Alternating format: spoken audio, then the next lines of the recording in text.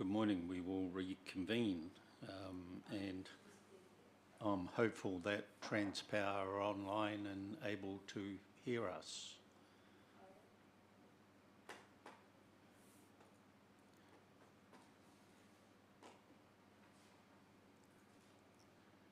And it appears they are online. So Ainsley, we have you online, and also Rebecca online as well. So welcome. And just a reminder, Ainsley, we've read through the material that you've circulated. If you want to give us a brief intro before we start asking questions. Thank you.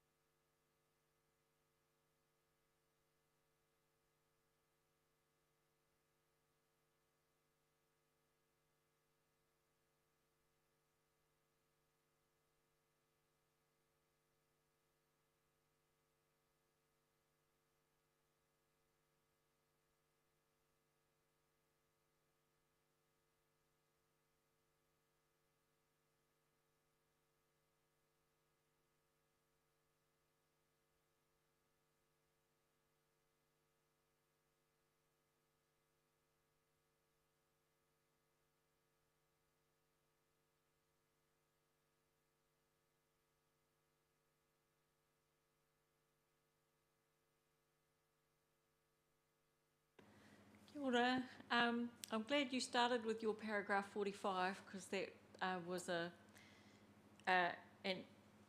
sort of a primary question for me, was whether we'd be better to actually separately differentiate the national grid, like have a separate policy that deals with, you know, the maintenance and upgrade and anything new. But basically, should we be just focusing on a policy on the national grid, thinking about, again, for me, it comes back to that difference between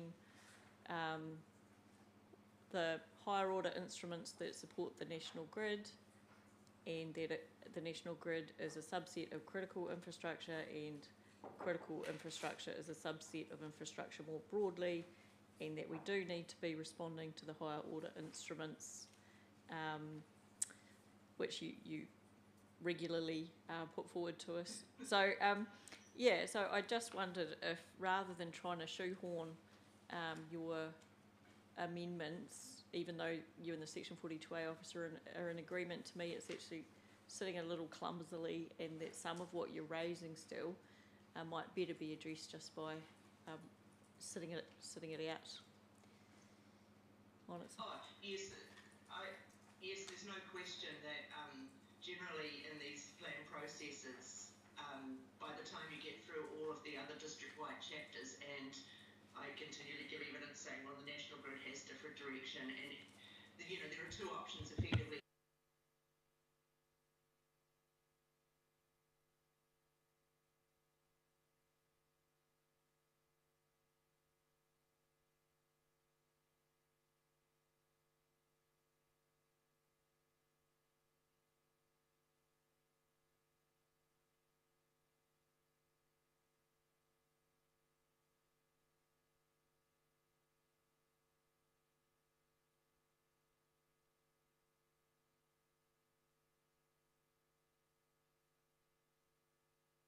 So it is another option.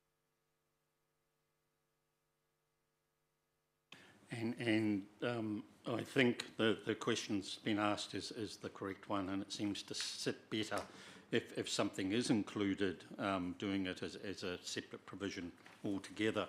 But you are placing a lot of weight on the national policy statement and to the preamble to it. And I just want to refer to a couple of other provisions that are in the preamble. The first of which is that after a number of bullet points in the preamble, it goes on to state the national policy statements to be applied by decision makers under the Act. The objectives and policies are intended to guide decision makers in drafting plan rules. Therefore, it is not a direction that we actually include what is in the provisions. It's something to have regard to. And it may well be that an alternative approach is not to include as per the recommendation, but when it comes to resource consents, the matters to be had regard to would include the national policy statement. There is and so that's part of my question. The second part of the question is, it goes on to say that in the preamble, the national policy statement is not meant to be a substitute for or prevail over the Act's statutory purpose or the statutory test already in existence. Further, the national policy statement is subject to Part 2 of the Act. And what we're dealing with today is a chapter of the plan which deals with Part 2.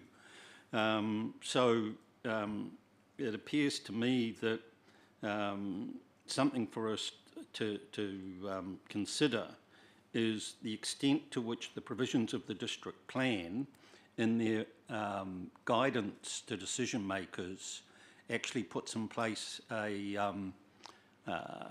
potentially a more strict framework than what's provided for in the national policy statement. I'd be interested in your feedback on both those. Yeah.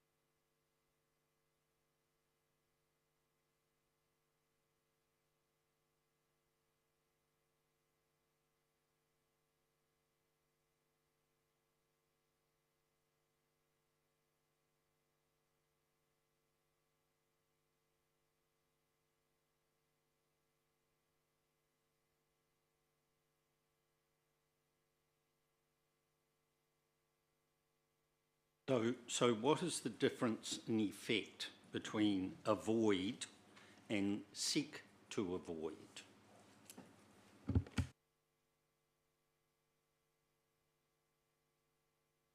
Supreme Court, it's providing that opportunity, if you like, to thread the needle and recognise that there will be situations where avoidance can't be achieved, but because of the particular characteristics of the national grid and the fact that in some cases the national grid is already present in an NFL or ONL. And that's the case in Gore, of course, with the Hokonui Hills NFL, I think, ONL.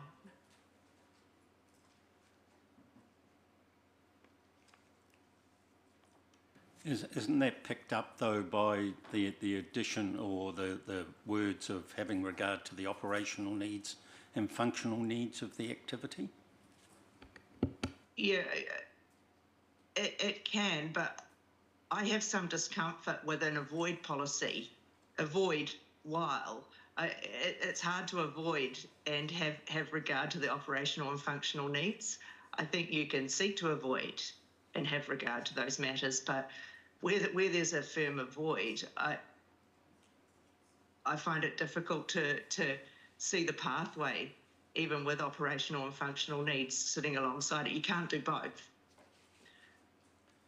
Okay, so just returning, I guess, to part of your initial answer, there are other infrastructure within the landscape area in terms of communication structures, and I wonder whether a policy that refers to existing infrastructure generically might be more appropriate than one of just referring to the national grid.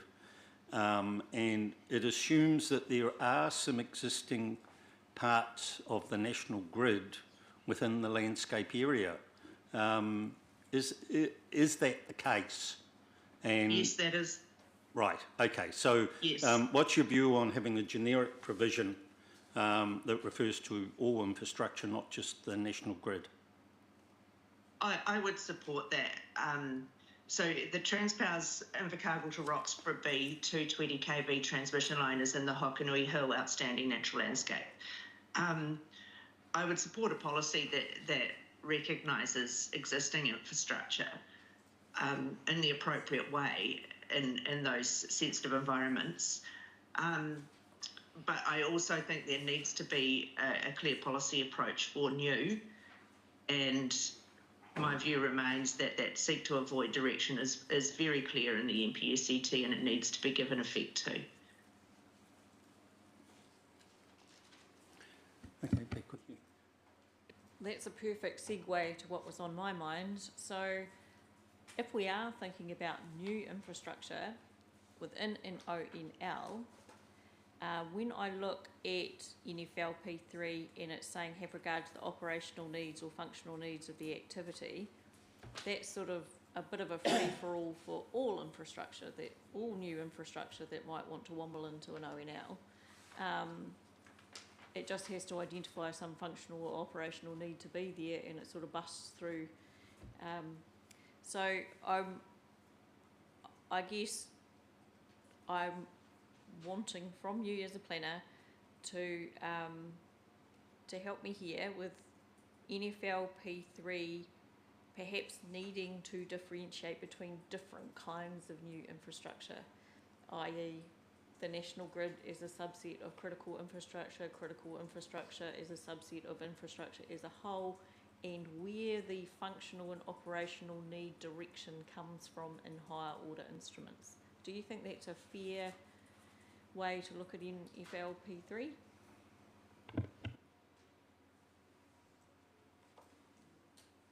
I'm sorry.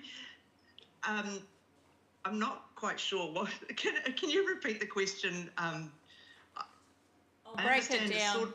You're asking, should there be policy direction for all of the different types of infrastructure and what higher order direction you might take? So I guess I'll try and break it down because there was a lot packaged in there and that was a bit unfair. So the idea at the moment in NFLP3 is that it does not differentiate between any kind of new infrastructure, just any kind of new infrastructure is treated the same.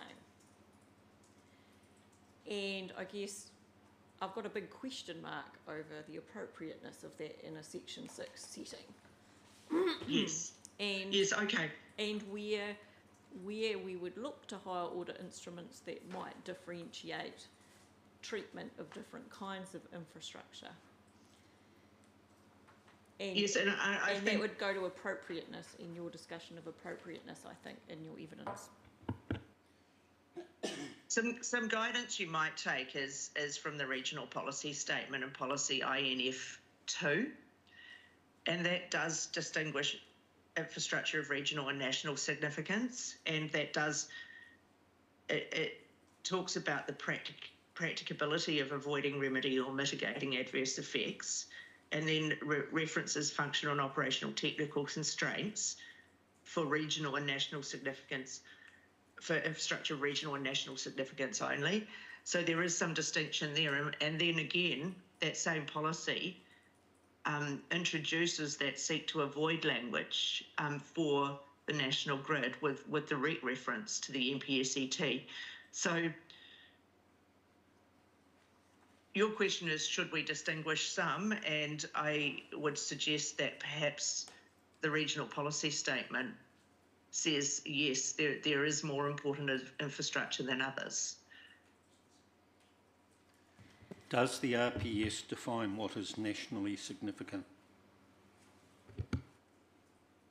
I think it does, yes. I think we've done a lot of that analysis through the energy and infrastructure chapter. This is one of the matters that we've been trying to grapple with as a panel from the conversations had in that hearing. And at the moment, for instance, regionally significant infrastructure as a term in the district proposed plan is only used 3 times, whereas the leaning is towards use of this defined term critical infrastructure. And looking at the RPS and what it captures in terms of regionally significant and what the critical infrastructure definition captures, I think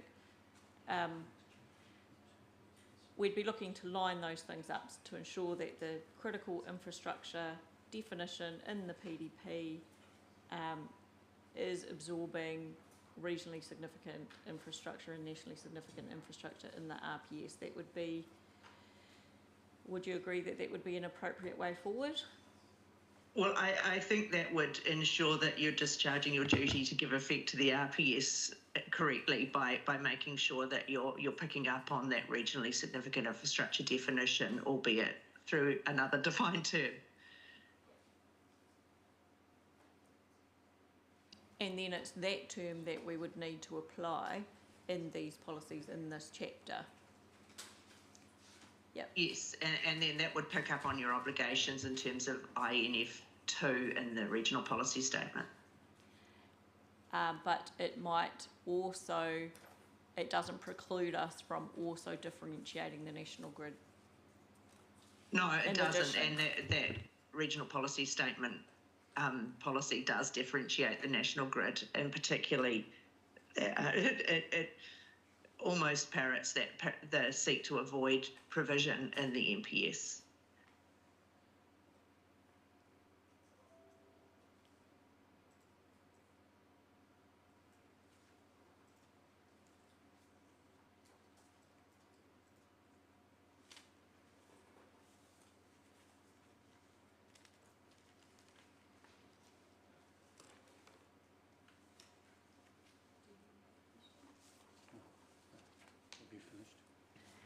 I'm the last one standing with more questions. So if I just go to paragraph 30 of your evidence, I just wanted to be really clear in my own mind.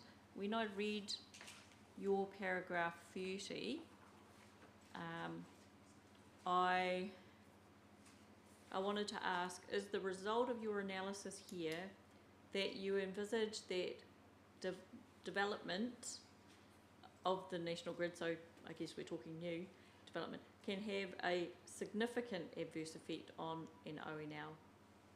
and be consistent with higher order instruments, i.e. what I'm getting at is the difference between a significant adverse effect in a sensitive environment versus being present in a sensitive environment with a moderated effect. So I guess what I'm asking is, can you envisage a situation, can you think of other circumstances where new development of the national grid could have a significant adverse effect on an ONL and be consistent with higher order instruments?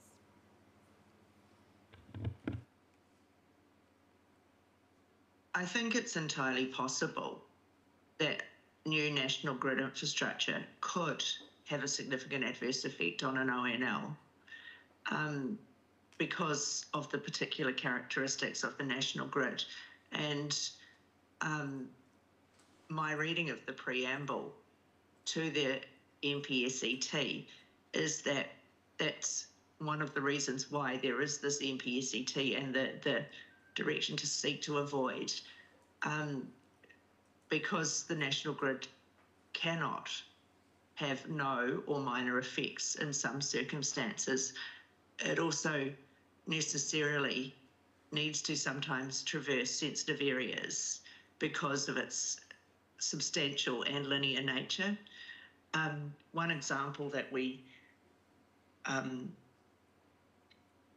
use often in respect of Transpower submissions is the need to get a transmission line into Queenstown.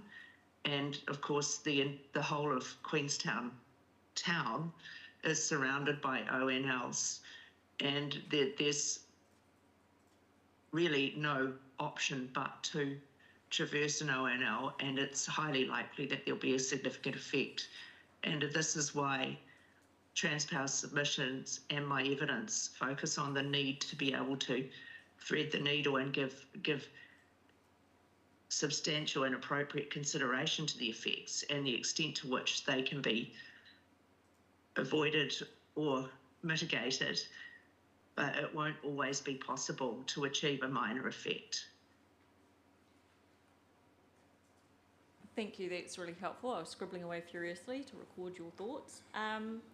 You've hit on another thing that I wanted to ask, not just you, but the Section 42A when I get back to them. You just used avoid and mitigate in your answer, but left off remedy. And I'm seeing this happening a lot in the provisions in this plan. The reference to avoid and the reference to mitigate, but no reference to remedy. And I'm thinking, well, we've got three options sitting there in the law. I'm wondering why this one keeps disappearing. And it just disappeared in your answer to me.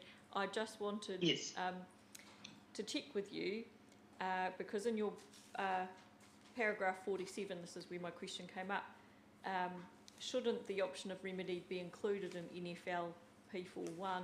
And can you think of a planning reason for excluding that option? Yes, my answer was deliberate in excluding remedy in that case. Probably because I find it very difficult to envisage a way in which you could remedy the effects. In the case of the national grid. And so I didn't use the word on purpose. If in fact there were means to remedy, then the term should be used. And it is used, of course, in INFR P7.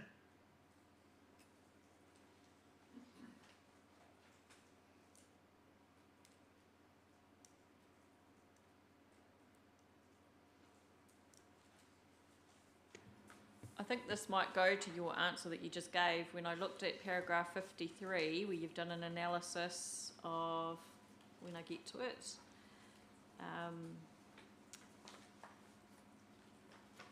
the doc submission and this reference to effects management hierarchy, and I just wanted to ask you, so could it also be, one of the answers to the doc submission, could it also be something to do with the difficulty in offsetting landscape values or effects on landscape values? You know, obviously the effects management hierarchy has this offset and compensation element, and you have to go through the cascade. And is that another answer to this, that that offsetting component is a little difficult to do at a landscape level? Yes, I think it's relatively unusual to see offsetting being directed or required in any way in relation to ONL's or ONF's. It's more generally applied to an Indigenous biodiversity context. Yeah, I'm not aware of any higher order policy direction that would necessitate offsetting for impacts on ONLs and ONFs. Yeah, so that's quite an important answer to the doc submission, so thank you.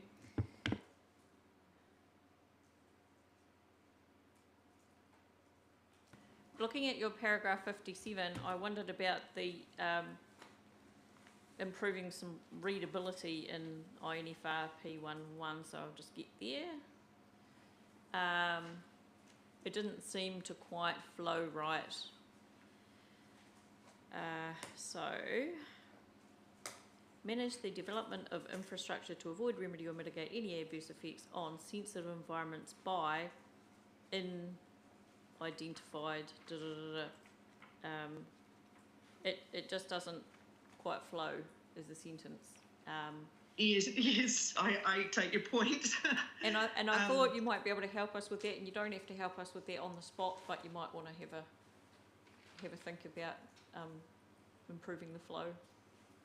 Yes, I can do that. You'll understand the intention is to make sure that the broader direction to avoid, remedy or mitigate is refined in those sensitive environments, and the connection is made really clear.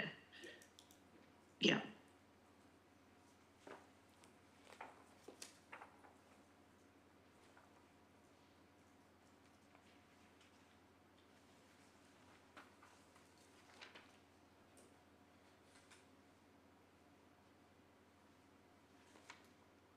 And my last one is in your paragraph 68, and it goes to this relationship between the infrastructure chapter and the NFL.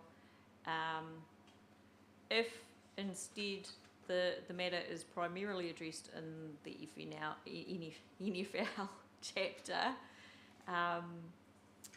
would we need to relocate INFR R9? Or, you know, like if we were going to do the reverse, as opposed to sort of holding it in the infrastructure chapter and referring to the NFL, if we were holding it in the NFL chapter and referring to the infrastructure chapter, if you had any thoughts on that and what changes might be needed. Yeah, look, I think that's entirely possible to do it the other way around.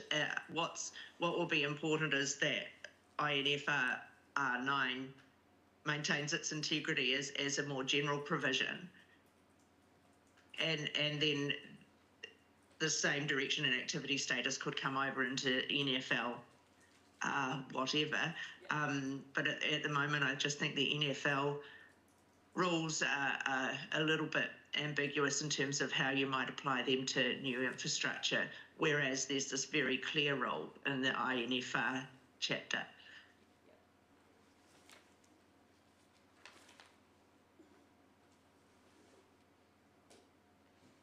That's all my questions. Thank you so much. That's really helpful.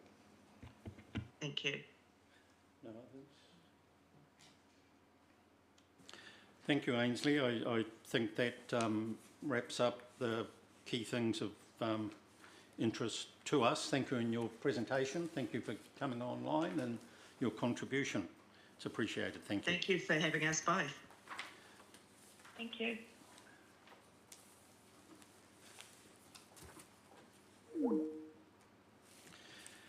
And pretty much on time, turning then to Stony Creek and the team and presentation. Just highlighting what I said earlier, we've read through the evidence, a brief introduction in terms of key issues for responding, and we can just have a quick check that the mics are all working correctly. That one's on. But with you, Claire. Good. Yep, that works. Hello, yep.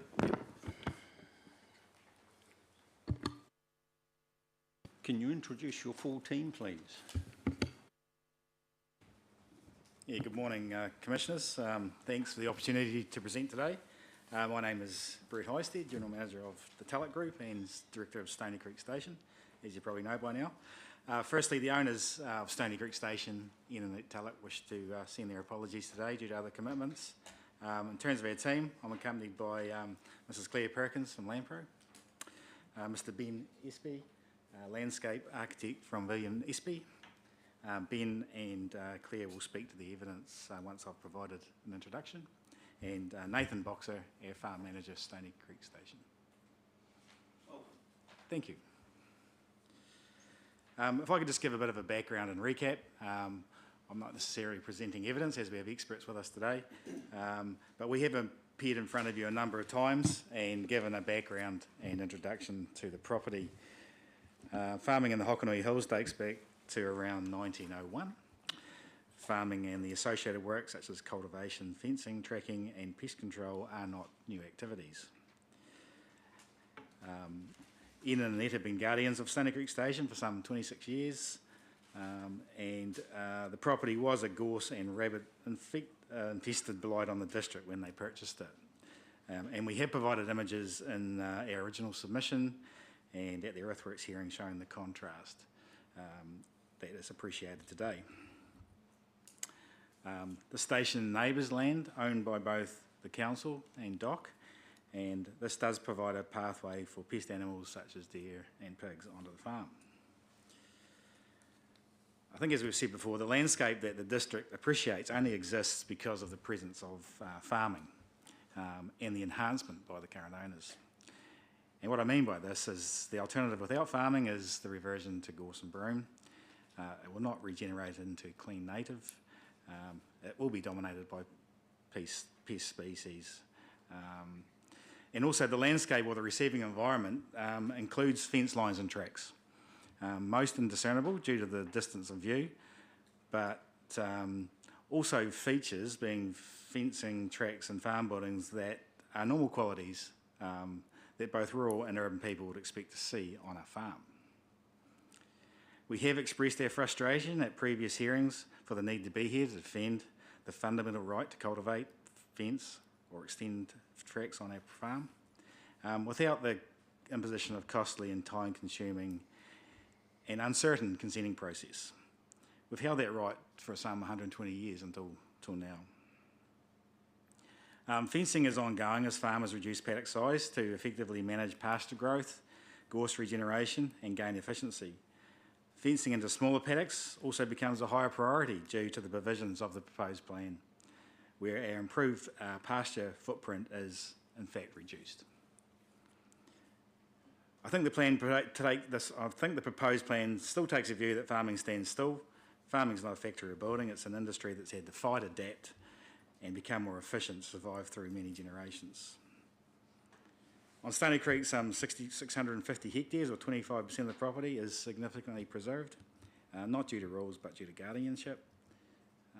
But with the 25% preserved, we do find ourselves in this process defending metres of cuts for fences and tracks, metres of where the tussock starts and finishes, the right to fence, extend tracks or undertake cropping rotations, or to be able to put a fence through remnants of no matter how practical it may be to the farming activity. As you'll be aware, the working group has been established, so when the council notified its proposed plan in 2023, Stony Creek Station found itself in the unenviable position of being subject to an onerous and impractical set of rules impacting the ability to farm. The station was not consulted, unlike the practice of pre-consultation entrenched throughout the other chapters of the plan. The contrast in the rules contained in the operative plan compared to the proposed plan will be covered by Mrs. Perkins in her evidence, but in short reflect major introduction of restrictions. At its meeting on the 21st of November 23, the lack of consultation was acknowledged by Council, where it noted it would have preferred to undertake direct consultation with Stony Creek Station. In early 2024, the council offered to form a working group with the station to investigate the opportunity for a more bespoke or refined set of provisions that could apply to the station, while having regard for the need for the station to be able to farm its property without unreasonable controls or interference. That's the wording in the terms of reference. Members of the working group included both council and landowner separately appointed ecologists, landscape architects, planners, and council and landowner representatives, including the neighbouring Whitewood station. This process required a high level of good faith from both parties and a high level of trust by the station, as we provided council with access to the property and long-term plans the council would not otherwise be privy to. Over a 6-month period, the working group process included site visits, group meetings, provision of information, clarification of the impact of the provisions, direct engagement between the experts, and ultimately compromise by the station to arrive at a consensus. It is important to note that the record of consensus is the result of a rigorous process. It is not a starting point, but a conclusion. It really represents the absolute minimum the station can reasonably work with. In terms of the framework of the consensus, structured as a rule subsets in the plan, this was determined by the planners and experts. The station is unique, with an outstanding natural landscape located on a working farm in the district, and it is also impacted by the Eco and NFL rules, unlike any other property in the district. The approach is similar to the precinct features featured elsewhere in the proposed district plan. The package of the NFL and Eco rules are closely related and interact with each other, but we're here today to talk about landscape. As I said, the outcome required a significant compromise by Stony Creek Station to reach a consensus, and it carries the strength of 2 landscape and 2 ecology experts being in agreement, and I think that's a robust solution for the council. We've invested a significant amount of time and financial resources in reaching this consensus, and I guess we'd be greatly concerned if at this juncture an alternative process was adopted for the 2 chapters in question, and as a matter of good faith in what was a council-initiated process. So both Mr. Espy and Mrs. Perkins will present evidence. I just want to make a couple of points before they do that.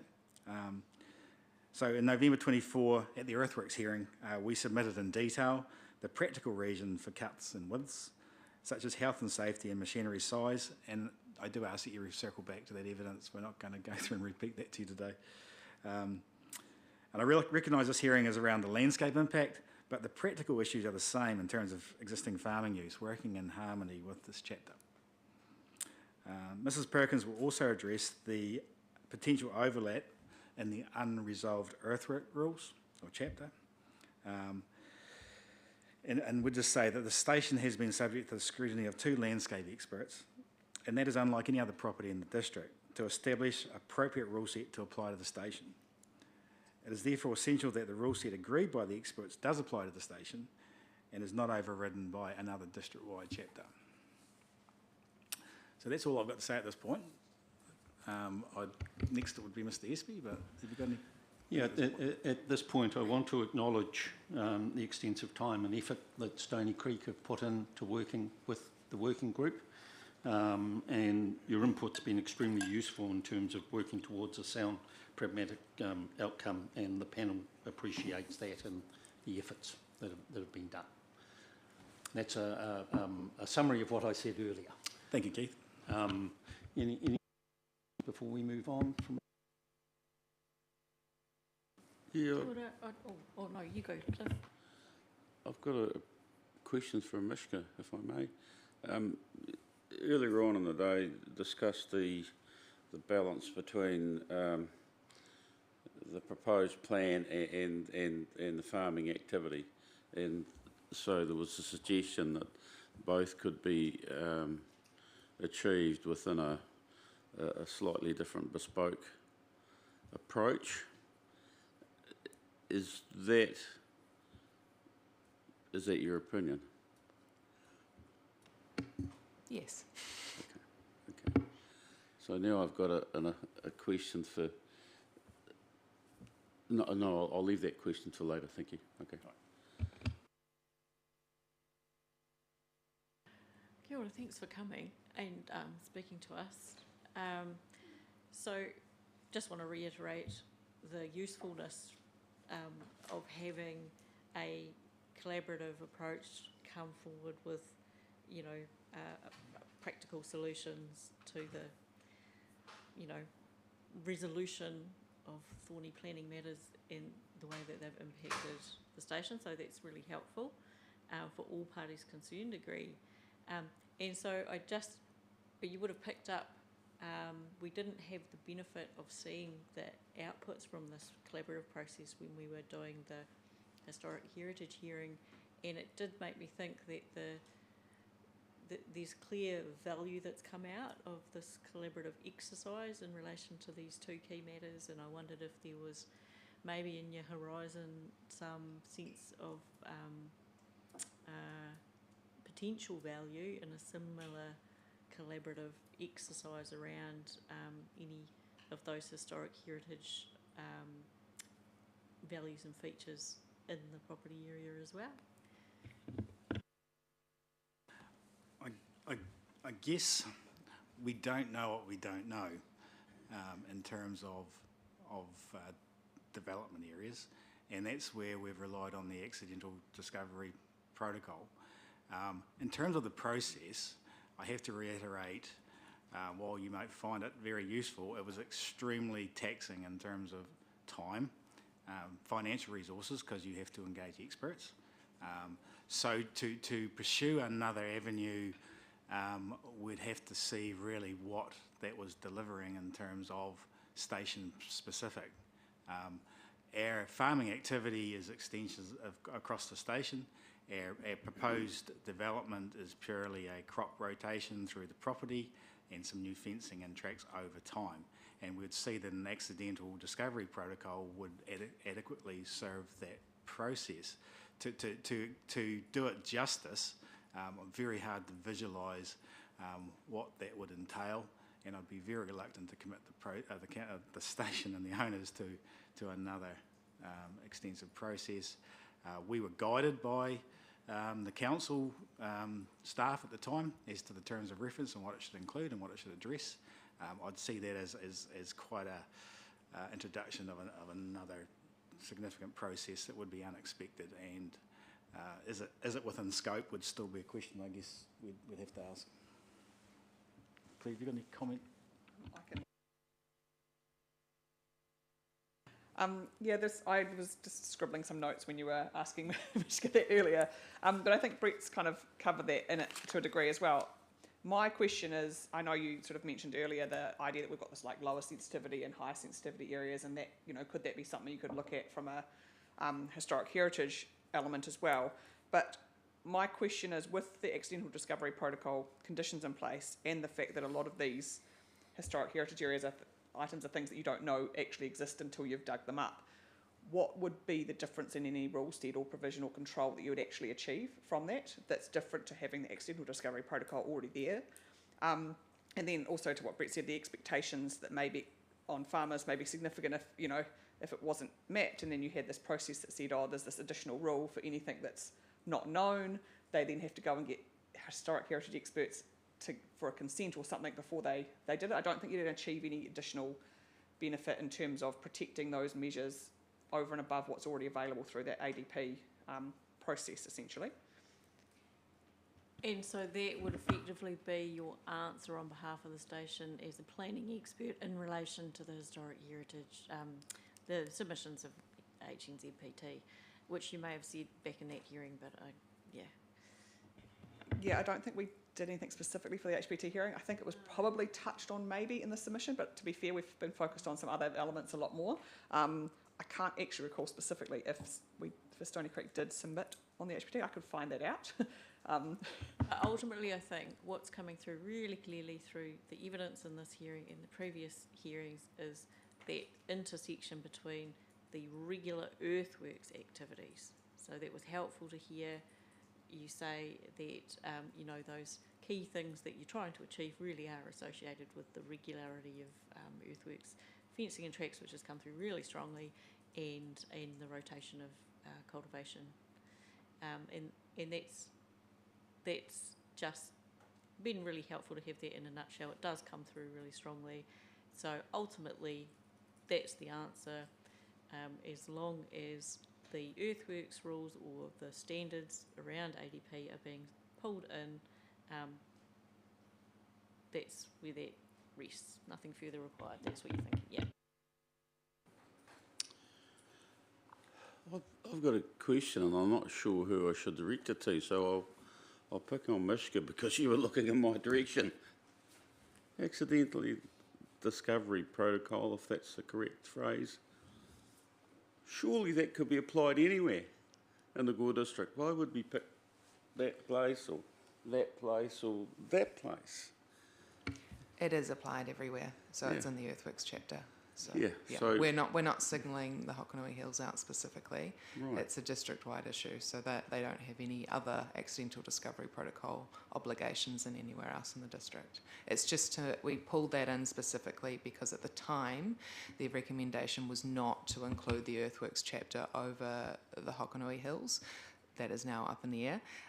So that's why we've pulled in those earthworks standards, not to provide additional regulatory burden on the Hokonui Hills, but to mirror what happens elsewhere in the district.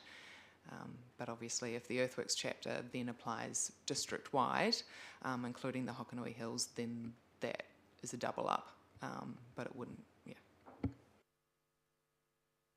All right, so over to you, Claire.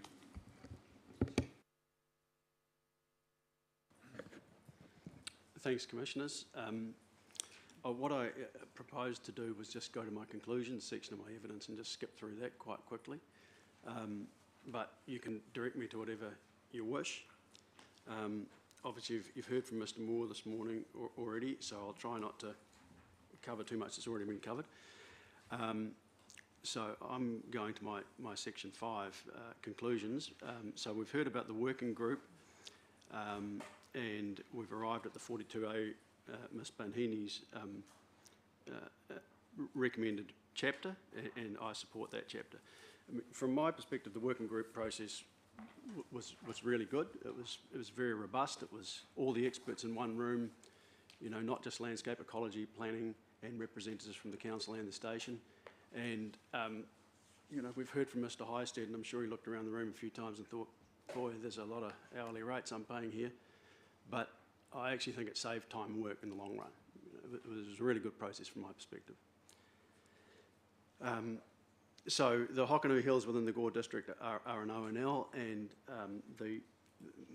just remind ourselves the boundary of the ONL hasn't changed from the ODP. So it's always been an ONL, still an ONL. It's just the provisions that we're thinking about. And we've heard a little bit as well that as far as ONLs go, this is a bit of an unusual one because it really has been managed by farming for many decades quite intensively. So that's quite different to most ONLs. Well, most ONLs that we're dealing with around the country. The 42A recommended regime includes the lower sensitivity area provisions and the non-lower sensitivity area provisions. So there are some activities that are a bit more enabled in the lower sensitivity area. And again, we've got a bit of a luxury here in this district that we're dealing with one ONL. It's a well-defined area. It's got its own particular characteristics, so we can have a chapter that's quite specific. Most district plans deal with a whole pile of ONLs that can have very different characters, so their chapters are often very broad brush and quite generalised, and hence of less use, I would say. So here we can get quite specific, and the recommended regime does that.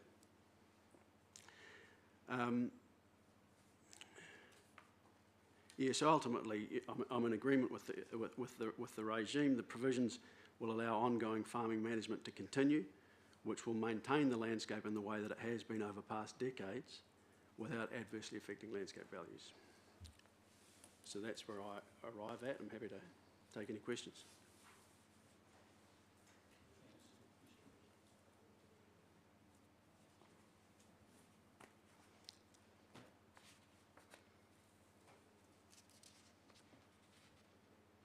didn't have many questions. I thought your evidence was really clear.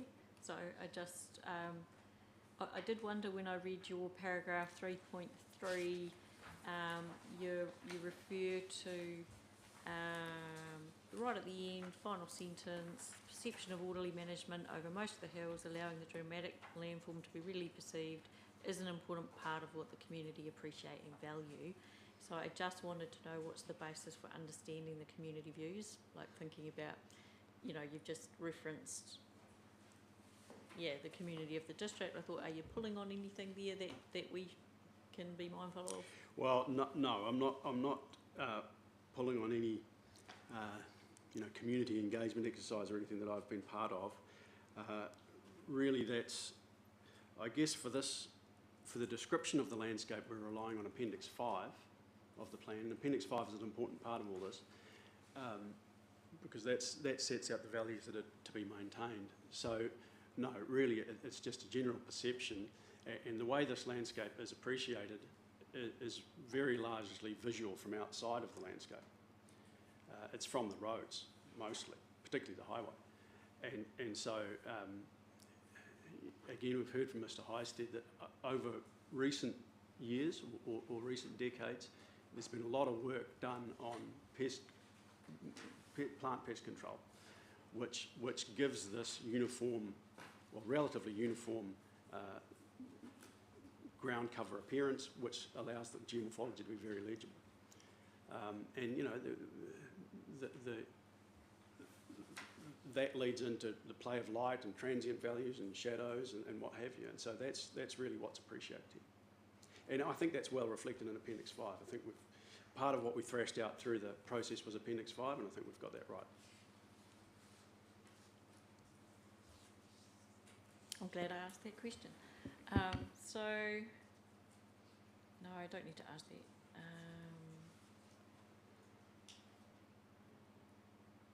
And so at your paragraph 4.19, I just wanted to be clear that you've got a statement that I now need to find where it actually is. Oh, here we go. So it's the sentence that starts, those activities have occurred as part of farm management and in my consideration have not caused degradation of the ONL. They are part of the ONL. So it's quite a strong statement. And what I wanted to just check is that when you're thinking about no degradation caused, are you primarily thinking about that visual relationship with the ONL? That's what we're talking about there. Well, here I'm talking about, so I'm talking about earthworks essentially, and existing earthworks that have been done in the past. And I suppose this is a subtopic of what I was saying, that ongoing farming management over decades has brought about the appearance that's now appreciated. And it's simply a fact that ongoing farming management has included creating tracks and fences and earthworks. That's part of the landscape. I'm not saying that should be unregulated. It's not unregulated, and it won't be unregulated. But it's something that already exists. But I think what I picked up there, and the key thing I was getting at, was that this is about that visual landscape. There's no degradation of the visual landscape, and in fact, I think what you'd said previously was indicating due to that activity, we might actually be getting some. You described it as uniform visual element, and the play of light over the landform becomes more prominent. So that's all really helpful, and that's all I really had to ask you. That your evidence is very clear. Another one for you, Mishka. Bearing in mind that what the gentleman just discussed, that it's got 120 years of modified activity actually, and we're talking about, but it resides in a an outstanding natural landscape, but it's not a natural landscape. It's a modified landscape. There seems to be some inconsistency there. How do we reconcile that? Or I'm sorry, I know it's a bit of it's an awkward one, but maybe somebody has to ask that question to help us, how we deliberate on this. Yeah, I can jump in there. Ben can probably help too. It's a natural landscape, a modified landscape, but it's natural as well. Naturalness is a spectrum from completely modified to pristine. And what we are really trying to do here is identify the values that people appreciate in that landscape and protect them. So it's natural enough to be included as an ONL, although it's modified, and it's the values we're protecting that people appreciate. So we're talking about aspects that people appreciate. It's quite subjective, isn't it? You could also appreciate the fact that it's a working environment within a natural environment. There's a whole range of things that one might appreciate. I mean, depending on your background. I mean, all ONLs, or a lot of ONLs have farming in them. So just because there's some modification doesn't mean that it shouldn't be classed as a natural, an outstanding natural landscape. As I say, it comes down to the underlying values that are assessed. Yes, thank you for that. If I can just add, maybe, I think what Mr. Moore says is correct, and I think the key is getting that Appendix 5 correct, which is the description of the landscape, the description of this landscape and its values. And that appendix, nobody's going to read that appendix and think we're talking about some highly natural wilderness. That appendix sets out the natural and the modified together.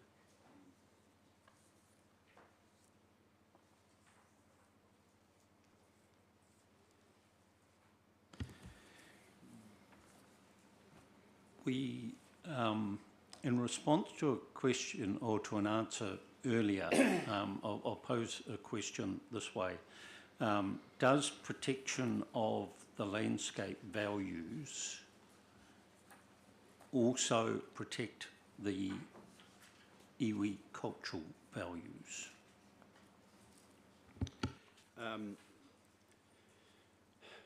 Within my area of expertise, I would say it goes a long way to doing it, in my understanding. If we're protecting the geomorphology and the ecology correctly, then that goes a long way to protecting those iwi values. But beyond that, you'd need to ask an expert other than me.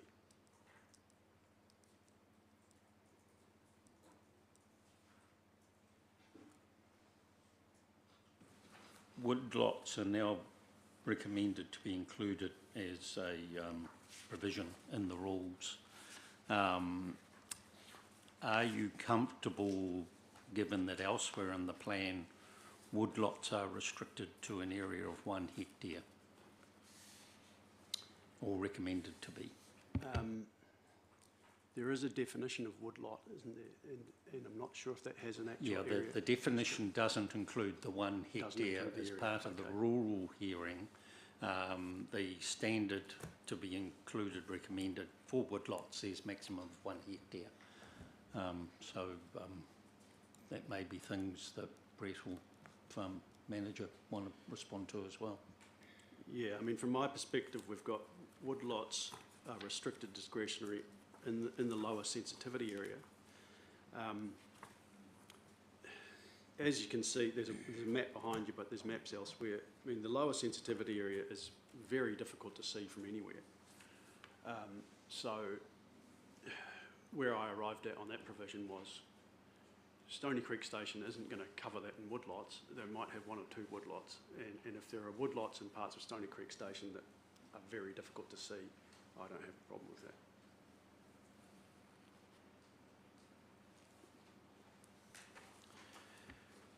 Can I turn to the Appendix 5, which deals with the landscape matters, and I wanted to ask these questions with both landscape people here.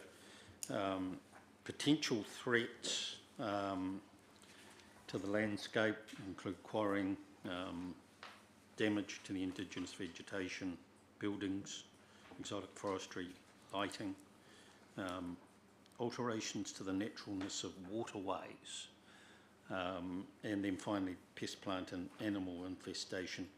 In that last one, there's no reference to avifauna. Is there a risk to avifauna as well as, so we're talking about plants, birds and animals? Well, I guess, I mean, we've also got the ecology chapter to deal with, but in this list, I mean, this is listing threats to the ONL values. You know, I guess some of these things might also affect aviflora, but... Where I live, and it's only a couple of K away from this area, we have some pest birds in terms of black and white things, and don't know if they're an issue up on the hills as well. Sorry? Right. Can I provide Yep. potentially some useful input there? So pest, plant and animal infestation, that was considered important in relation to landscape effects. So if you suddenly have, as Brett said, if they suddenly let gorse infest the Hokonui Hills, that has the potential to have an adverse landscape effect. If there's a huge outbreak in rabbits and the hills pocketed with rabbit holes, again, that has the potential to have a landscape effect. And the landscape architects, feel free to weigh in here, I don't see an infestation of magpies as necessarily having a landscape effect. I think that's more an ecosystem and biodiversity concern, but happy to be interjected from the landscape architects if I'm wrong there. You could potentially say that they'd come under animal anyway, couldn't you? Sorry? Could you potentially say they'd come under animal anyway?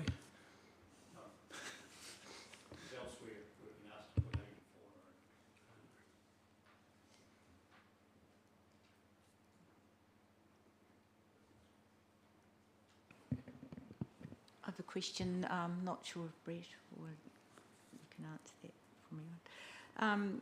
So in the rules in SNL, it's permitted to the clearance of 20 square metres of Indigenous biodiversity. Can you, and that's per annum, would it be necessary to do that? Can you explain a situation where you would need to clear Indigenous biodiversity?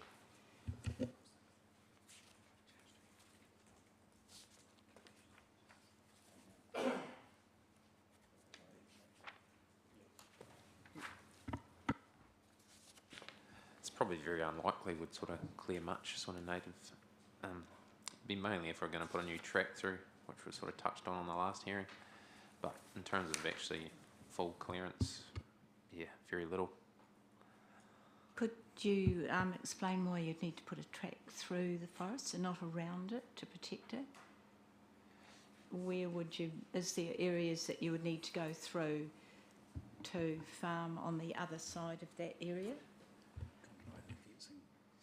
I think, Glenys, that's to deal with a fence line that may have a short duration into a small pocket of a remnant of bush that can't be avoided. So the station would avoid at all, wherever possible. But if a fence line is needing to connect and there's a small remnant of vegetation that it needs to pass through, that limits there just to accommodate a small, a very small incurrence, like 20 square metres. We're talking 5 metres by 4 metres, or it's a very minute sort of figure, really. Can I just provide a clarification? So that wasn't the notified provisions. So that's been suggested that it come out and it's dealt with under the eco provisions, which we're back in 2 weeks to talk to you about then. So probably it might be more, you'll get a better understanding, I think, from that evidence there, talking about what sort of activities happen and getting understanding of where we arrived at, because the provisions have changed. The recommended provisions, I guess, have changed to quite different to that, as a result of quite detailed, in-depth investigation of the biodiversity and ecological values within the Hokonui Hills as a whole. So where we've arrived at the recommended provisions and the consensus. But we are coming back for the eco hearing, which you'll probably get a better perspective of then. Right. Thank you.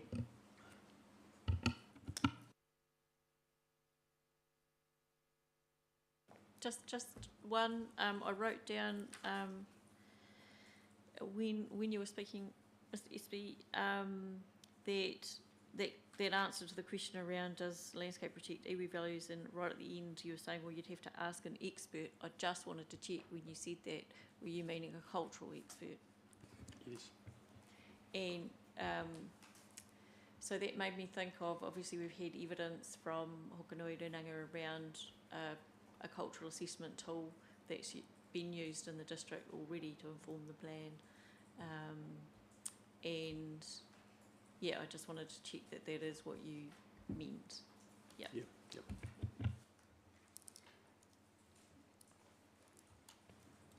Great. Good morning. Oh no, yeah, it is still morning. Okay. So I was just going to take you to a couple of key sections of my evidence, essentially, as the easiest way to take you through the key points.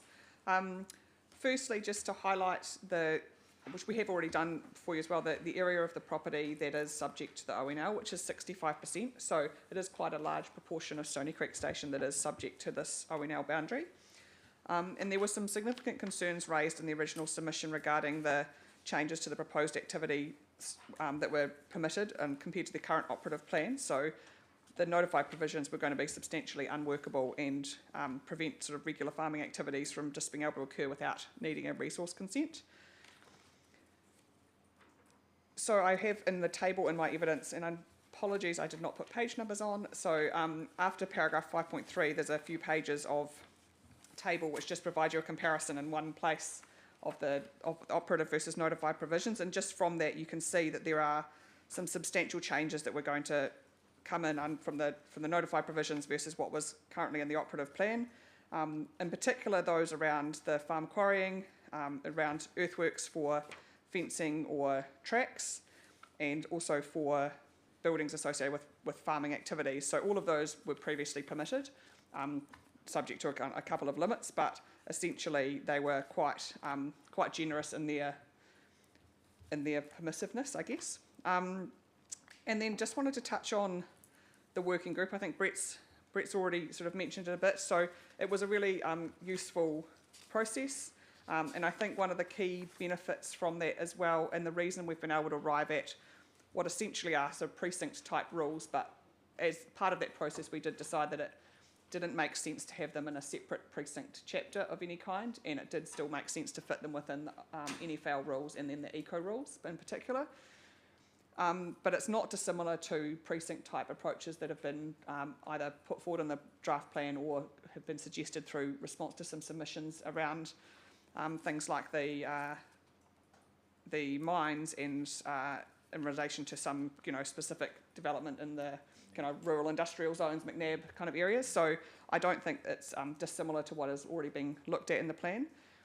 There is a correction I just want to make in 6.3 of my evidence. Where it says 12 years, it should actually say 25. That was a mistype of mine. In 6.3. It should say 25 years, so that's the duration of ownership from the Tulloch family, and they've been doing that work for that length of time. If I go to 7.1, just to re-emphasise, I guess, the fact that we do have the area of lower sensitivity where there's less restrictive controls, the area of higher sensitivity and ridge lines, and sort of a scale of earthworks that are recommended. And I'm pretty happy in my 7.3 with the proposed policy that kind of captures that rule framework that we have developed in being appropriate. So then the last matter to really touch on starts about my section 7.5, and it's relating to earthworks. So there has been some sort of response to one of the minutes that you as a panel issued around some further information requested from the 42A officer for the earthworks chapter. And so we have provided a response to that. I don't know whether you've taken the opportunity to read that or not.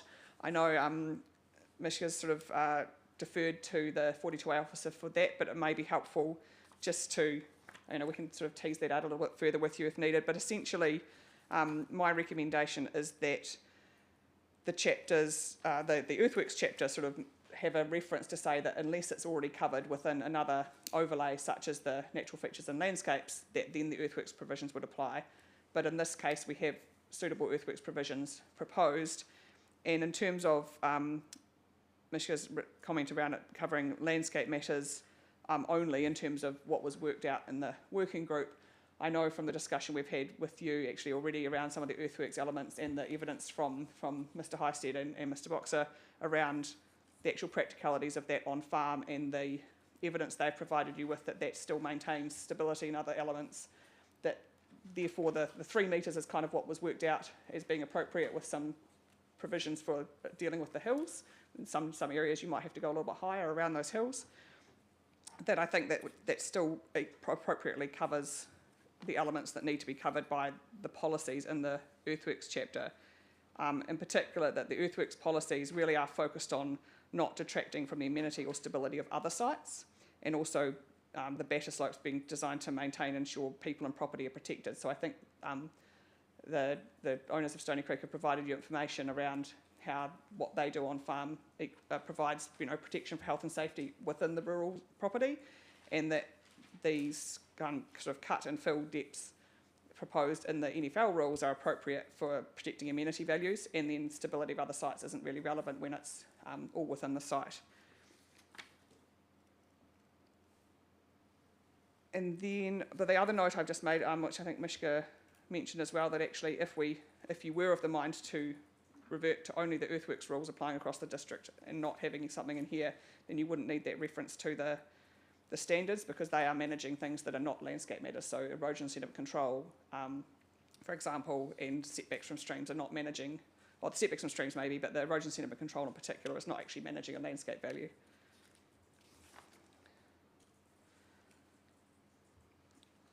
So that is essentially my key points around earthworks, I guess. Yeah, I can take any questions from you now if you like. I have actually made some other scribbles as you were mentioning other things, but if they come up as questions from you, I've got some notes.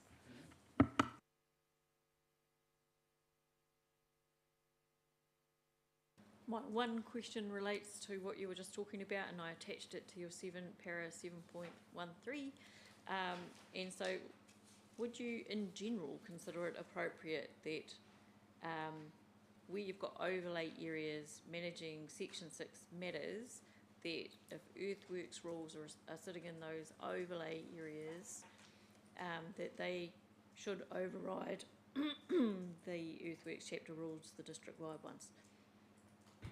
That is my suggestion, and I think it's probably appropriate depending if there's been proper consideration given to those earthworks rules. And I think what I was trying to sort of explain to you is I think there has been proper consideration given in that what's proposed in the landscape chapter, whilst from the council's point of view they might have only been thinking about landscape matters, from Stony Creek's point of view they were thinking about other elements of that as well. And I think adding to that was that there does still seems to be an absence of any identification of a resource management issue that needs to be addressed any further in the likes of Stony Creek Station from those earthworks. It hasn't really come through as an issue other than, when you're dealing with boundaries or, and I get that in a much more urban sense, or when you're next to other people's properties, there's an element of needing to protect, there's a significant element of protecting their stability and people and property, but not so within a rural zone. I don't think that's come through from my reading of any resource management issue or identification from conversations with the station managers.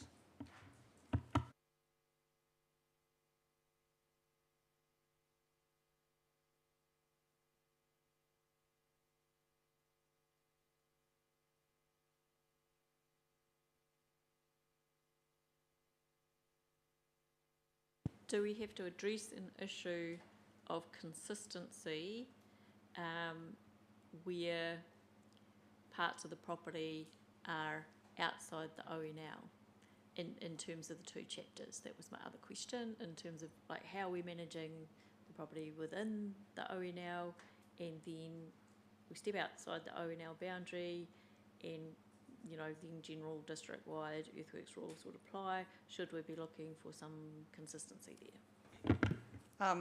I think that comes back to what we put forward in evidence for the earthworks, and that we recommended that the restrictions for fencing and tracks on rural properties not have those controls, particularly where they're within a rural property and not next to a boundary. Really, as a result of the same kind of comments I was saying within Stony Creek, I think it would actually apply across the district within rural properties. The reality is that probably some of the steepest hills and largest area of hill is within the Hokonui Hills area that we're dealing with now. So there is hills obviously around, sort of more around periphery of the district a bit more, and the same element will apply. I know you haven't had a lot of submissions on the earthworks elements from some of those other property owners, but I think that just comes back to what we'd said earlier, as I don't think a lot of rural property owners have probably been aware of the nature of the rules that were being proposed. Nathan, got a question for you. We've heard that it's it's an operating farm within an ONL, and there's been some concentration on what restrictions may or may not apply. But actually, I'd like to know what the direction, what the farming direction is going to be over the next, over the next 10 years. So you're the man behind the gun. So be nice to hear from you. Yeah, well, we're sort of just trying to chase efficiency, really. Up production, and just sort of keep growing the farm, really. Well, that's my goal, really, and sort of backed up by the tullocks. Yeah, we're sort of trying to farm in a way that sort of looks good for everyone, really. So it's not going to look the way it is if we can't keep doing what we're doing, sort of thing. Yeah, it's just part of general farming, really. Just, yeah. So in one sense, it's doing what you're doing now, but doing it better. Yeah, essentially. And I'll assume it's stock performance, which will be breeding and So there's no proposed major change. You're going to move on, 500,000 cattle or something, or No, we're sort of the stocking rate. We might just keep increasing new numbers, and it's not going to be drastic. It's a pretty hard piece of dirt to farm, so yeah. Look, I get the impression, and I'm not meaning to lead you because I'm not supposed to, but I get the impression that there isn't a lot of scope to make any radical change because of the nature of the property. Yeah, you did right there. Yeah, you can see it from the road. Yeah, I guess if I can add to that, part of the working group did look at the aspirations of the station over the next 10 to 15 years, which is pretty hard to do, pretty difficult to do. But there's only two, limited areas that would be suitable for a crop rotation that is, farmable and able to be fenced and incorporated in the body of the farm, and that's purely to cater for the natural increase that's come through stock management and the breeding program. Not adding stock, just purely generic growth through efficiency and good management. So, Nathan and his team have done a really good job of that. But without the ability to undertake that crop rotation, it would actually lead to a reduction in the farming business if it wasn't able to achieve that. With the economic situation that the farming has been going through in the last few years, sheep and beef. Brett, can you remind me how many titles for the farm? No, not off the top of my head, Keith. So I think, I can't remember, there might have been a dozen or so, that type of... Yeah, something like that. I think we did talk about that in the rural chapter, but for the life of me, I can't remember right now because there's been 3 other pieces of evidence written in the last 3 weeks. So, but just on your point, Commissioner Bolger, the beauty of the working group was that those development plans were, everyone, the people in the room were privy to those, which I guess is not standard for developing rules. So it sort of adds weight to the nature of the rules and how well they've been looked at in terms of what plans are actually proposed and how that could fit with rules and enabling that farming to still occur within the plans, but also then protecting those elements. So there was a lot of concessions made by the station on that, but at the same time, understanding and acceptance from the technical experts of how we could vary things or make it work based on looking at where proposed fence lines were and where proposed, crop rotations were to happen, which is, not your typical openness, I guess, from some property owners to the council staff of, this is actually all our plans, rather than keeping it close to their chest. So, this close collaboration almost that you've undertaken's been a beneficial thing and may well produce a positive result that may well have, I'll stop there. Asking for a comment, I can't make a statement. Nathan, I was just going to add, so when you're speaking about crop rotation, that hence you need more fences to divide those larger areas so that you can rotate your crops. Is that? Yeah, that sort of summed it up pretty well, really. Sort of crop rotation, it's just to increase efficiency, really. So, we need more fences and sort of works in two ways, really. We're sort of protecting native as well as sort of looking after what we're farming, really. It is a business at the end of the day, so it needs to make money to keep it the way it's looking. Yeah, to maintain the improved pasture does require additional fencing in the crop rotation. Yeah, but two key elements, and one is hand in hand. Hence the fragmented nature of the hearing with ecology coming later. That makes it quite hard to paint the picture, but one goes with the other, hand in hand. We won't fence an area that is non-productive. That just doesn't make sense. Nathan, the landscape architects have relied on your advice, and I just want to check from the horse's mouth, as it were, in terms of that. And where there's a rule that says where there's earthworks undertaken, then it shall be grassed to achieve at least 80% coverage by the end of the next growing season. And I guess the question that arises then, grass will only grow at certain times of the year, so does that mean that your earthworks are only going to be done at a certain time of the year? So can you confirm the 80% is about right, and just comment on the time of year when you'd actually do the earthworks? Yeah, it's sort of one of those things when time allows the earthworks sort of undertake, but you're always sort of starting to regrass it after the winter. That's sort of the plan. You're talking a growing season, so I sort of look at that as 12 months. You've got the fringes of each side of the growing season, so if you're, say, putting the track in before winter, you're sort of going to be sowing it straight after winter. And sort of 80%, you're definitely going to achieve that. There's always going to be certain spots. That's sort of, I think, where the 20% allows for that. Certain areas of pinches of rock and that obviously aren't going to grow grass very well. And there was a provision that it's recommended to come out that said that grassing shall be undertaken, I think, within 48 hours, which, didn't seem to fit particularly well. Yeah, well, sort of large-scale fence lines are going to take a bit longer than 2 days to put up, so I don't think she'll be getting regrassed that quick, unfortunately. Just some more questions for Nathan, just from a practical point of view. How do you actually get around the property? We're sort of lucky enough that most of the farm is tracked, or else you're walking the rest of it. So yeah, drive where you can, and then you got to walk the rest. So it's pretty steep. So is it motorbikes or utes or what? Yeah, we're lucky enough. We've got side by side, but mainly we can get around with the ute most of the farm. Yep. No, I'll stay off those things. Another question, doesn't relate directly to the plan, but I suppose it does relate to looking after the outstanding natural landscape. If, for whatever reason, the Stony Creek ended up in other ownership, what would you not like to see happen there?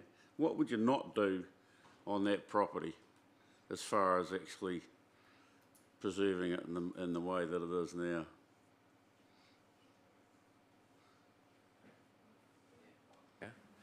Yeah, well, at the end of the day, I'd hate to see it shut up and just left, really. That would just, should be one big yellow stain on the district, really. Right. The gorse would be back, and I'd say 2 years should be, back to full goals, just growing, really. Yeah. Be a real shame. It's a So nice that's the place. regional part of the running of the farm? Yeah, yeah.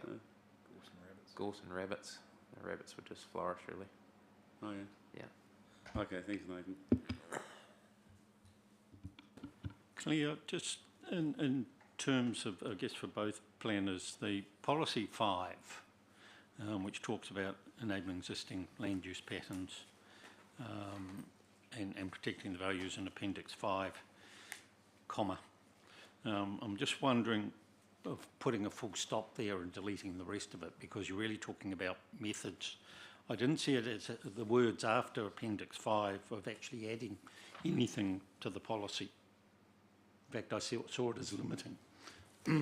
I mean, yeah, I'm not opposed to that. I think we've enabled the existing land use patterns through, through those rules. So I guess those rules are the location-specific management, nature of scale of works. You're correct there. I'm kind of happy with it either way. I don't think it... The intention of including that was to make it really clear that we're talking about the sort of the lower sensitivity areas, the higher sensitivity areas, and the ridgelines. So that's why that's included. However, if you think it provides sufficient clarity, then the same. Yeah, I agree with Claire.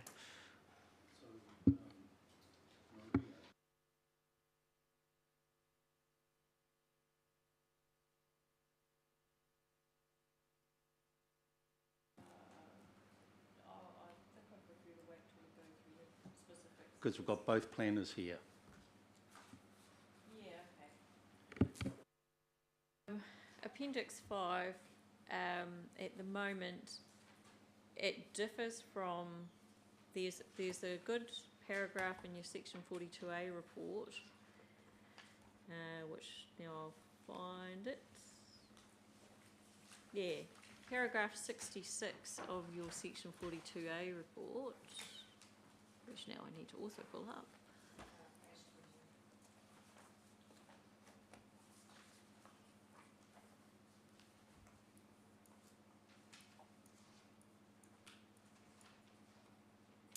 Bum, bum, bum, bum. Still getting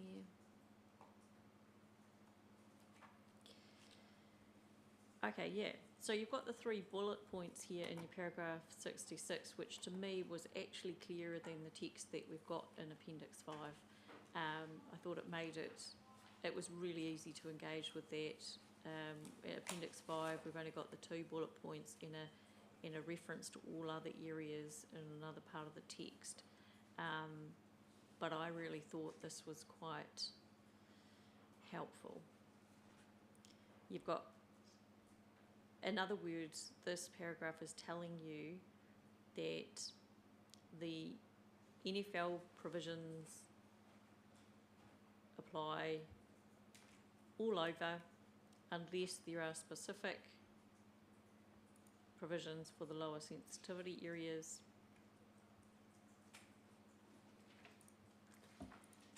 And any differentiation associated with the ridgelines and high sensitivity. I just thought it was really succinct and helpful, and it would be good to see some modification in Appendix 5 to pick that up, I reckon. I guess this potentially goes back to what Keith was suggesting earlier. So the Appendix 5 sort of refers to the higher sensitivity area, which isn't then called that in the maps, whereas my 42A probably reflects what the maps actually say.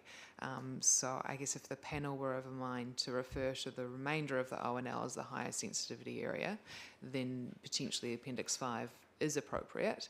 However, if you're of a mind to keep the status quo, maybe that's where the Appendix 5 does need to be tweaked to clarify that relationship a little bit more than it does on page 3 and 4 of Appendix 5. Do you have any thoughts? Yeah, I mean, I'd made a note early on when you asked that question, Commissioner Havell, around high sensitivity. I don't have a problem really with it being labelled high sensitivity versus all other areas. The only benefit that may come is if in future there's a mapping of another area as an ONL for some reason that if you don't have to change it in time front, but you'll be doing a plan change or a full plan revision then anyway, and I don't, from what I've heard from the landscape architects, I don't think there's anywhere else in the district that probably is going to get there. So we are really only looking at the Hokanui Hills, so you could make it a bit more explicit.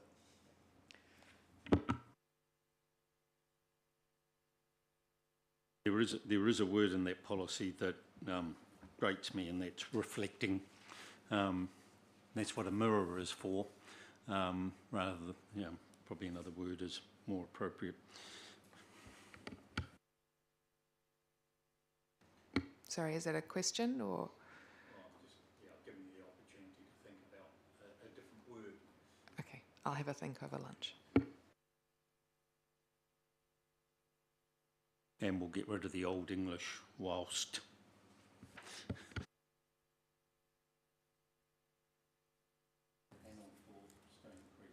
I went through before and identified a couple of other things I just scribbled notes on from your earlier questions.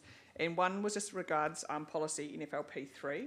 Had some questions around the critical infrastructure or infrastructure. And I just wanted to just remind you that there is still things like farm infrastructure that will need to occur on the ground. We're not just talking about regionally and nationally significant infrastructure. The definition of infrastructure will still capture farm infrastructure. So we just have to be mindful. I don't think it's one of the subsets of infrastructure. Things like, stock water tanks and other sort of stuff come under that definition. And I just want to make sure you're mindful of that if you're thinking of some other changes to that. I think at the moment it accommodates things like farm infrastructure being able to occur because there's operational and functional need.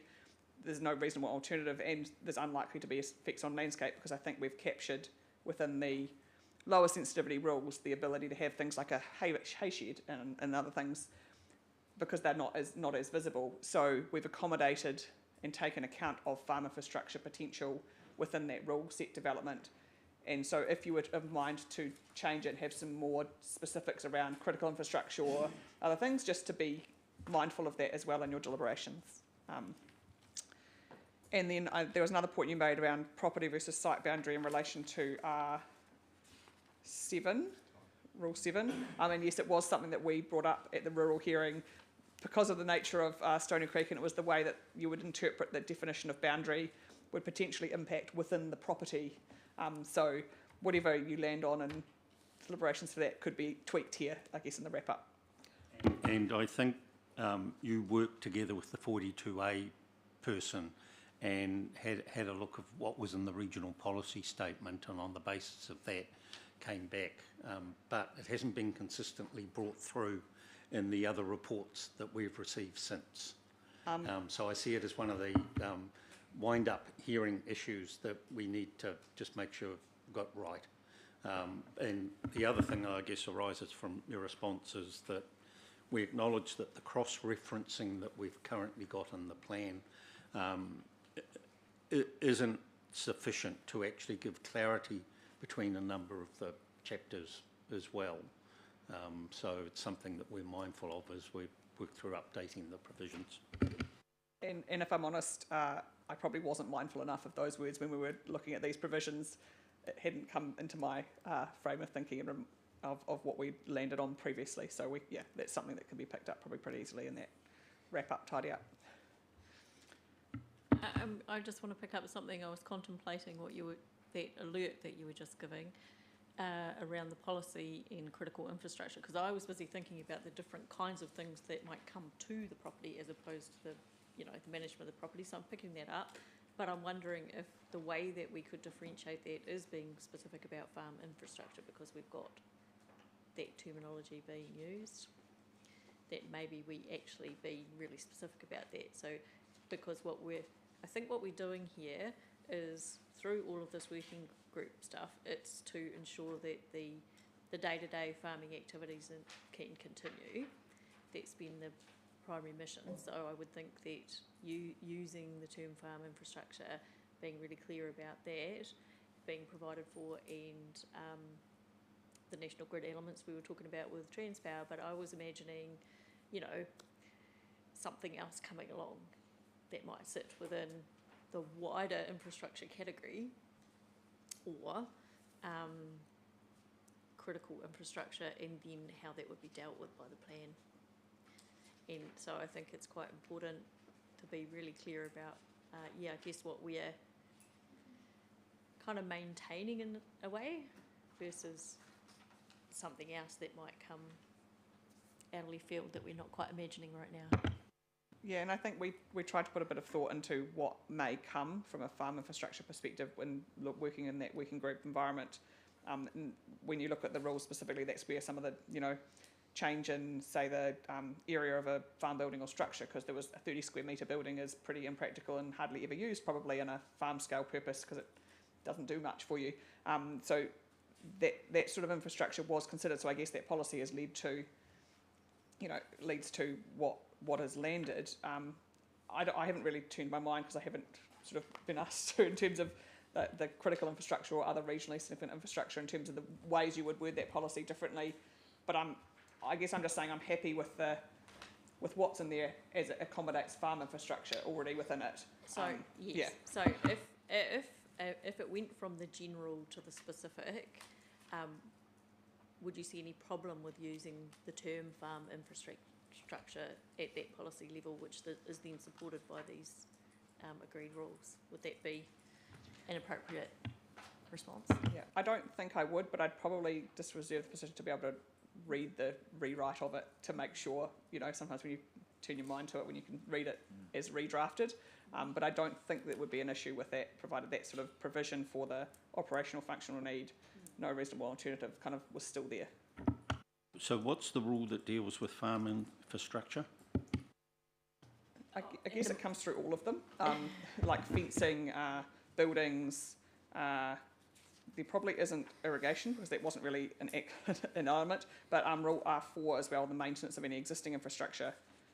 So the definition in the Act of the definition that's in the plan for infrastructure is the one that's taken from the Act, and that doesn't include fencing or buildings, and it only includes existing irrigation.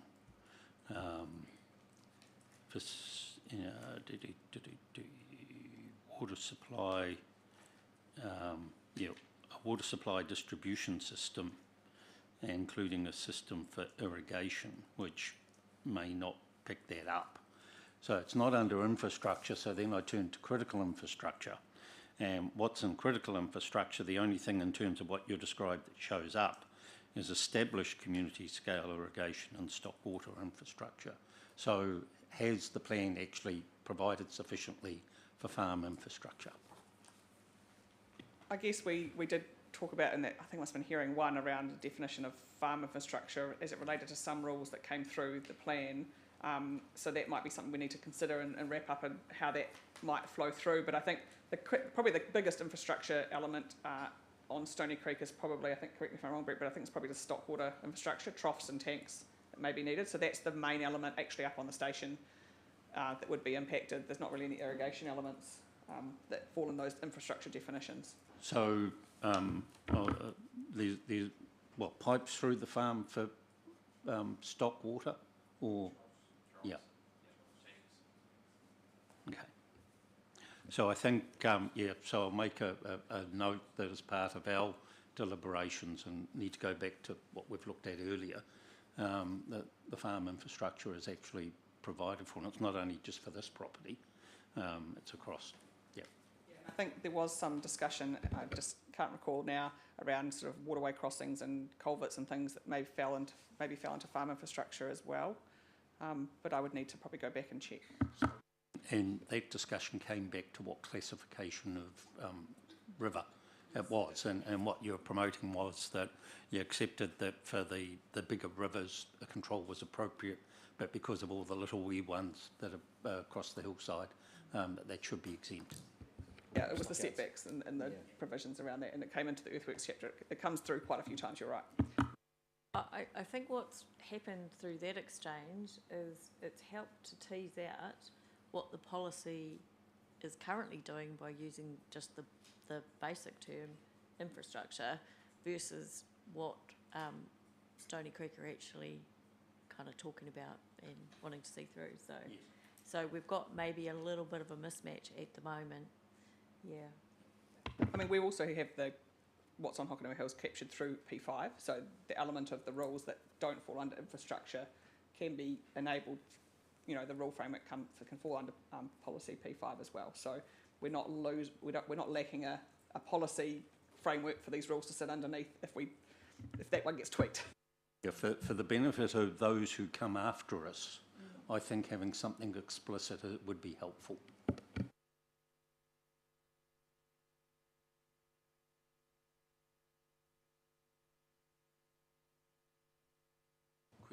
Did you have any other comment? Oh, the only thing I just noted with regard to the 80% coverage, I think Nathan probably appropriately covered it. I know you had a query about that, but we're not talking about every individual metre. The 80% has to be covered. So any track or fence is not going to have rock the entire length. So probably 80% of its length, the coverage is options, but there will be rocks that are inevitably, as you look at the historic tracks, there's quite a few rocks, but probably not 20% coverage is probably about right for that. I was just going to add that you could possibly, in infrastructure, you could have hay barns, maybe.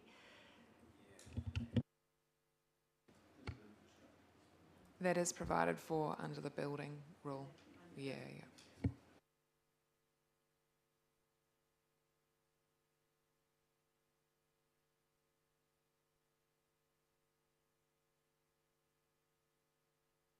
No, nothing from me. I think that's everything. I think we'll probably come back to the earthworks element in about 4 weeks, I think, for that one. All right, so thank you.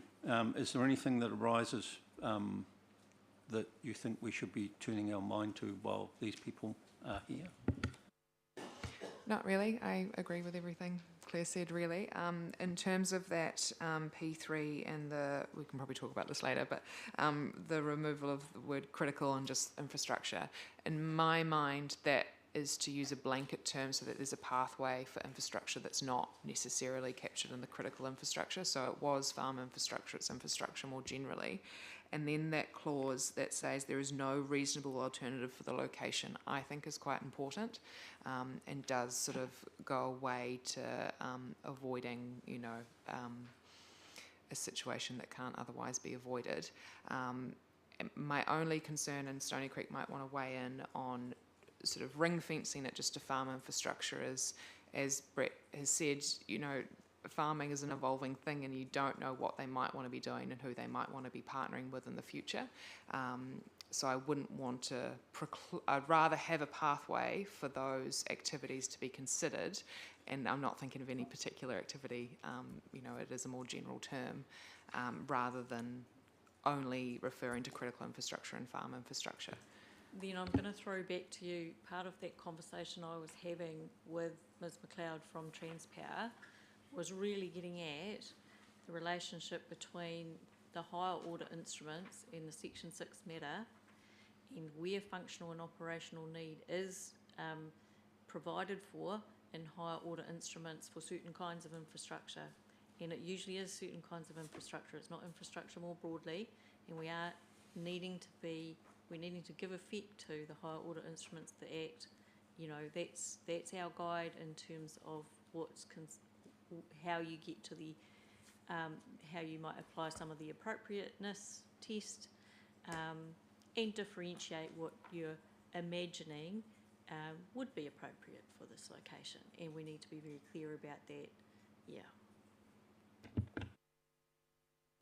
You talked about no what was the word, alternative? No, yes, NFL policy 3.1, there is no reasonable alternative for the location. So the word reasonable is a better word, practical. What is reasonable is different, in my view, to what could be practical. Anything could be reasonable. Yes. I was about to say the same about practical. I would see reasonable as a wider descriptor than practical. So it captures practical, but then you might have other elements, perhaps cost or other elements that factor in on a reasonable assessment. Right, because the other word that I wrote down was feasible. That is actually a wider consideration, therefore is I more actually appropriate. also think reasonable pops up quite regularly in rules, so it might be something that people are used to thinking about and presenting information on. The only other matter that you raised with me, Commissioner, was around the reference to lawfully established and whether or not it might be an opportune moment to point that out and seek Ms. Perkins' comments on that, the use of that phrase in the rule. Bearing in mind that most ONLs have farming activity, someone's dealt with this before. I mean, I'd cover all bases and say reasonable and practical farm infrastructure. It covers it. Like farm infrastructure is farm infrastructure. It's not a rocket launching pad, you know.